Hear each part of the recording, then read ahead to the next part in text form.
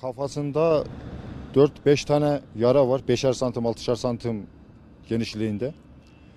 Kulağının alt tarafında şu kulak yok. Şurası Parçalanmış mı abi? parçalanmış. Gözünün altında diş izi var. Boğazında 2 tane nefes borusunda şey var. Delik var. Şu anda kritik durumda yani. Yoğun bakımda mı? Yoğun bakımda. Sokak köpeklerinin saldırısından dolayı bu hale geliyor. Yani şimdi benim çocuğum farz et ki oruç tutar.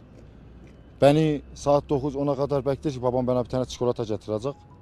Ama şimdi ben ne derim? Onu burada beklerim ki kalkacak. Doktorların söylemesi kafa tikişlerinde, kafasında bir sıkıntı yoktur. Sadece müdahaleleri şeyde, nefes borusunda. Çok kan kaybetmiş mi abi? Kan kaybetmiş, aşırı derecede kan kaybetmiş. Damar yolu açtıkları zaman kan gelmirdi. Kan kaybından Allah göstermesin yani ölürdü.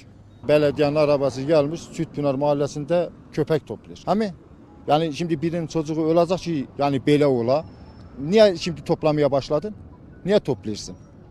Şimdi mi başladılar? Şimdi şu anda topluyorlar. Niye topluyorsun? Dünayları toplayaydın. Dünayları toplayaydın. Benim uşağıma ben çikolata götüreydim.